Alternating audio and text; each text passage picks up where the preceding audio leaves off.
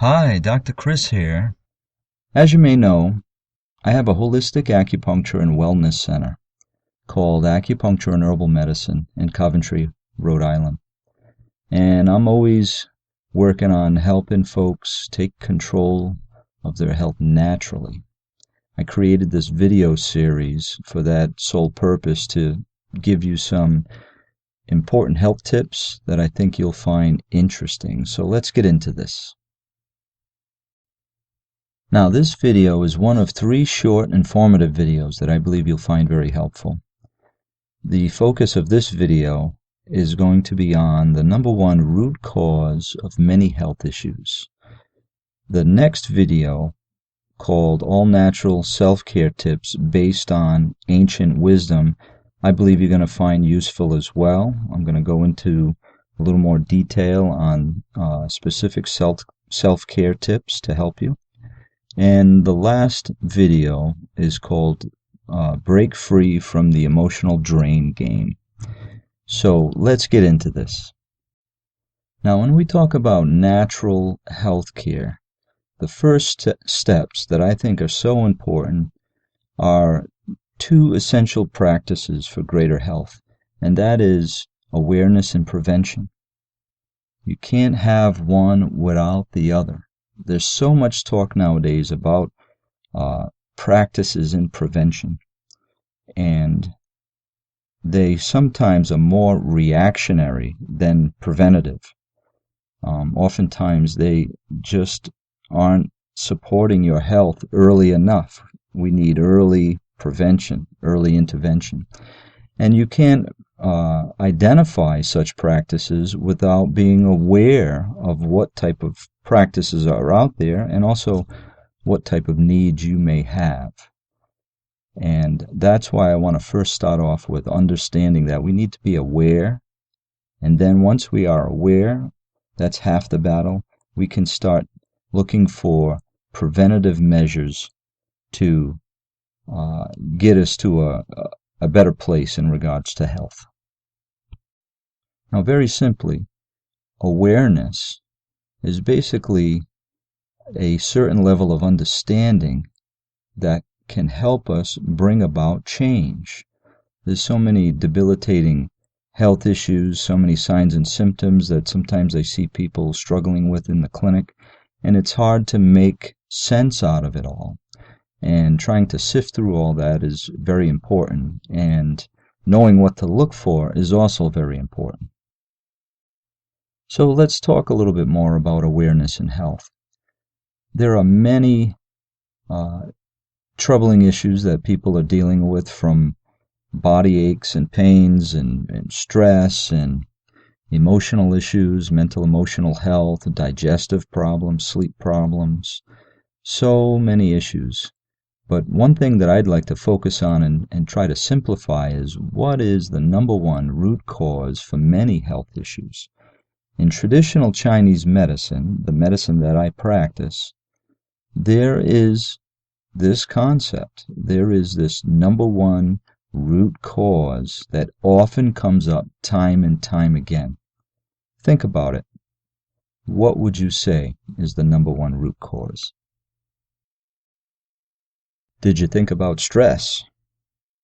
Yes, so many people, so much stress. So many people are dealing with so much stress nowadays. This is the number 1 thing that I see with people. And what's funny is people just accept it. Oh yeah, I'm stressed. It's normal. Everybody's stressed. But this creates a big problem in the body. And when we talk about stress, there's different kinds. You can think of physical stress or mental emotional stress. And that is usually, the latter is usually the one that most people are struggling with, mental emotional stress. So let's define stress. What does stress mean to you? How do you feel when you're stressed out? What's going on? To me, the way I define stress and explain it to my patients in the clinic is that stress is basically chaos. It creates chaos in the body in regards to body function, how the body works. The body is an amazing, dynamic machine that has so many processes going on. And when there's disruption to that beautiful flow, problems can arise, health issues can come about. And so from the practices of acupuncture and Tai Chi and Qigong, meditation, and I'm sure in practices like yoga, there's this important kind of unification between the mind, the body, and the breathing. And if you don't have it, you more likely have chaos or stress. Stress creates chaos between the mind, the body, and the breathing. Think about a busy day at work. You have a lot of thoughts going on in your mind, and oftentimes, in a natural way, your body should reflect what is going on with the mind. If we look at children, they're very natural. When they're upset and their mind is busy, their body's flailing around, the arms are moving, the legs are moving, they're talking. Okay? This is kind of natural. What happens with the mind happens with the body.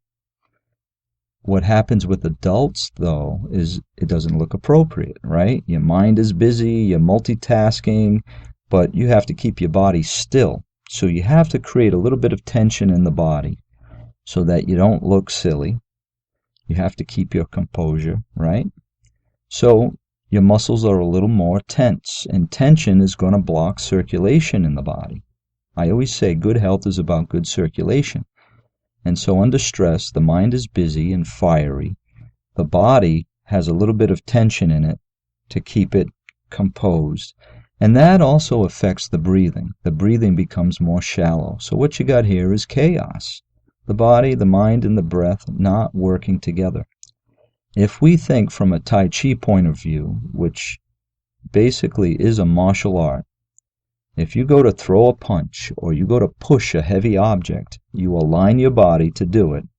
You focus on what you're doing with your mind, and then you exhale as you push. Okay? That is a simple example of the body, the mind, and the breath coming together in unison for a specific purpose, a certain intention.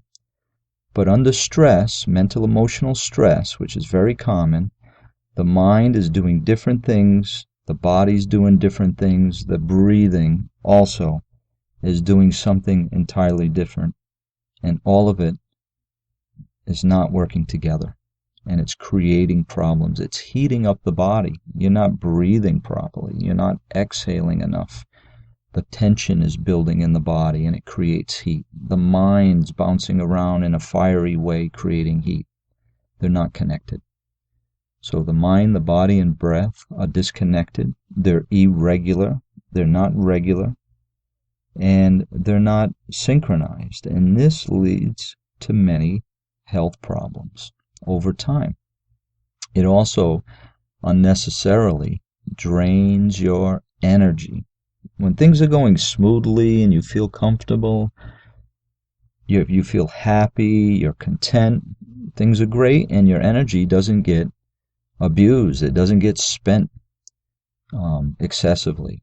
But when there's a lot of stress, there's an undue burden on your energy, and it just drains it excessively.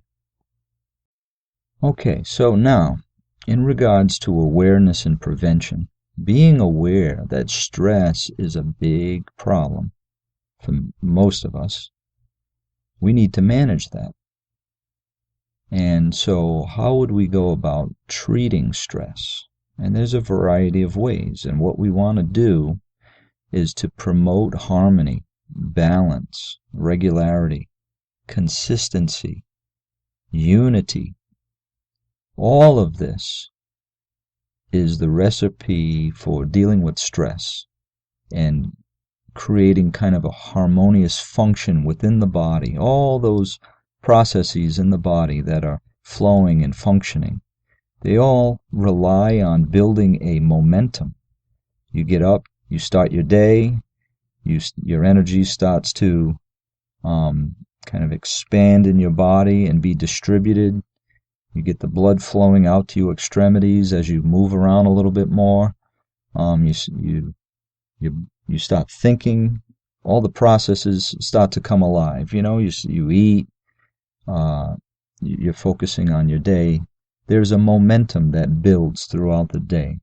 Momentum to support your work, to support your eating, your digestion, bathroom habits, going to sleep at night. All of that relies on a cycle and a momentum. And when it's disruptive, when it's chaotic, it throws all of that out of balance. So for people who have digestive problems and they can't sleep and they're not really managing their activity and balancing that with, say, stress management type practices of relaxation or meditation, all of these are fundamentals. Your diet, your digestion, your sleep, your level of activity, and rest. Those fundamentals are very important. If they're not supported properly, these sort of pillars of health, then all sorts of signs and symptoms can occur and just give you a lot of headaches, basically chasing these things around, trying to find ways to treat these sort of symptoms when you really should be looking at stress management and focusing on that. And there are a lot of practices out there. The ones that I focus on and utilize in my clinic are acupuncture. I use herbs. I use whole food supplements. I work with people on their lifestyle practices in regards to activity and sleep and how they manage their day. I also work with Tai Chi and Qigong and meditation. All of these are arts in health and rejuvenation. And you don't necessarily have to learn an entire Tai Chi form, but there are principles there that I can share with my patients and with students who do attend classes that can really bring about change, something that is very welcomed and helpful in regards to finding greater health for you. Now, here's another point to be made. Some stress you can change, and some stress you can't change. But what you need to do is focus on what you can change and better manage it. You got to optimize it. Sometimes we just take on too much stuff. For example, we have a busy work day. And if you have children, you're running them all over the place. And there's more of your time that you just don't have. And you got to deal with food preparations or finding time to eat. And then as you just fill up your day, every second of your day is just so busy and full of activity, and you have no more time to spare. And now it's time to go visit a family relative or visit a friend or do an extra activity, like try to fit Christmas into your busy schedule. And it just becomes burdensome. It's just impossible. It's just very stressful and difficult. And we need to look for better ways to manage all of that and try to get through that the best way we can. So, for example, sometimes optimizing, supplements and looking for ways to optimize your body through supplements and herbal formulas can be very helpful. It just helps you to manage stress. There's many herbs that will help deal with the kind of debilitating effects of stress and how it kind of wears down the body. That's something to look into. There are acupuncture practices, for example, that you could get into a full-blown acupuncture, like a series of treatments that can address certain aspects of your health, or you could just come for simple stress relief sessions that are relatively inexpensive and just helps to take the edge off, especially after a busy week. There are exercises like Tai Chi, Qigong, yoga, and just meditation. Sometimes people are so active physically that they need to just rest. They need to just be still to kind of regain balance. And so being aware of those individual needs that you specifically need for your health is so important. So as I was pointing out earlier, stress leads to what I call symptom chasing. And before you go into symptom chasing, I would always optimize the fundamentals to promote natural health. So sometimes people aren't sleeping well, or they have a bad diet, or digestion is just not good. They're bloated, they have heartburn, they're constipated, diarrhea, and so on. Or they don't exercise, or they're so active but they never get a chance to just relax. All of this could lead to all sorts of health issues, migraine headaches, real deep debilitating type issues, pain, sciatica, digestive problems where you just have difficulty eating nourishing meals. Your body's just lacking nutrition, and all sorts of health issues come about. Arthritis, inflammatory type conditions, heart disease, diabetes, asthma, allergies. It just goes on and on.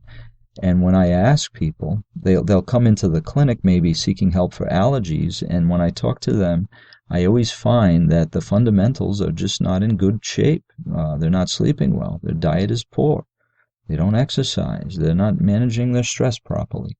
So look into these first before you start diving into medications to deal with, say, like allergies or asthma. That could also lead to other health issues and just kind of unbalance your body in a very unnatural way.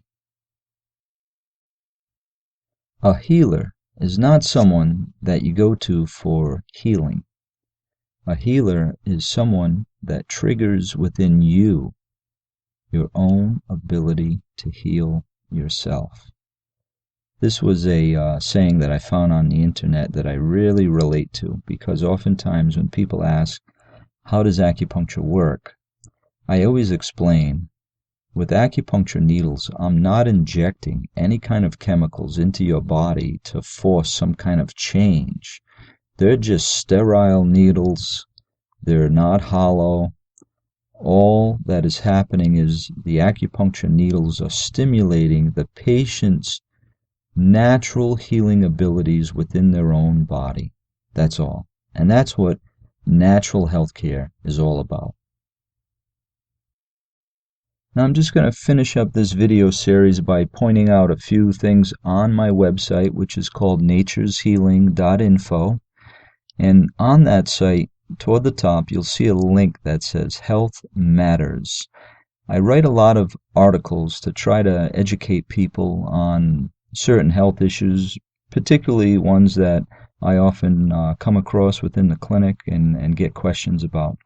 But under the Health Matters link, there is kind of a grouping of specific articles that I think are very helpful. You'll find some free ebooks to download, health articles, and reports that might be very helpful. So check that out. Now, if you haven't done so already, you can connect with me on Facebook. Facebook is a great place to kind of connect and share information and make comments and ask questions. I'd be glad to answer any questions you may have on the topic of natural health and acupuncture, Tai Chi, Qigong, diet, sleep, any kind of health tips along those lines. I would love to hear from you, receive your comments, and answer any questions you may have. So find me on Facebook, or you can also leave a comment at the bottom of this post. Coming soon, video number 2, we're going to focus a little bit more on prevention, all natural self-care tips based on ancient wisdom. I hope this video inspired you to take control of your health naturally. Thanks for listening.